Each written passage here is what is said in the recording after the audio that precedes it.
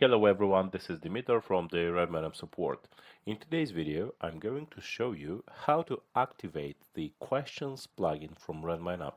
Okay, so for this purpose, I'm going to create a new project and I'm going to name it, for example, questions plugin testing. Okay, so I'm going to make it public and just create it.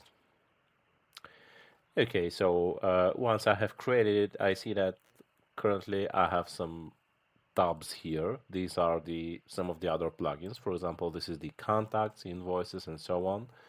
And after activating the questions, here you will have the help and support tab, which is actually the questions functionality, and also we are going to have the help and support configuration menu here into the settings.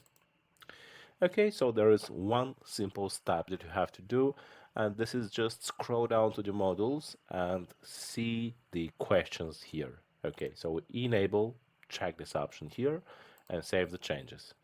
Okay, so we see here on the tab we have help and support now. This is the questions plugin functionality, and here onto the settings we have help and support. We haven't got any sections. However, let's create some new one. For example, um, basic questions. Okay, there is a descriptions um, field here, but it is not required, so it is up to you if you'd like to populate it or not. Okay, so we create this section. Let's create some more. For example, solutions. Okay, best solutions. And we could create one more. It could be the ideas. Okay, so some ideas. Okay, so we create this section and see that we have now 3 sections. So when you go to help and support here, we see that we haven't got any questions yet.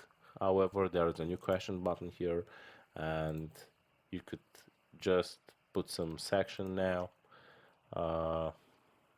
just a question. How can I install a plugin into Redmine? Okay, so we create it, and we see our question here, and it is into field basic questions. So yeah, for further information about how to use the questions plugin, there are other articles and videos in our documentation, so please feel free to check them. They are of course free for viewing and everything else. The current video was just about how to activate the questions plugin. So this was the simple step of just going to the modules and checking the questions module, and that's it. Your questions plugin is now available into your project into Redmine.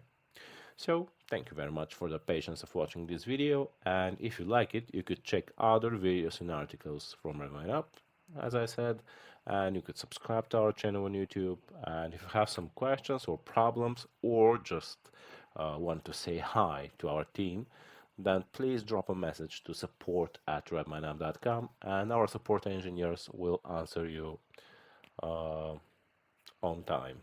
So thanks again for watching this, and bye bye for now.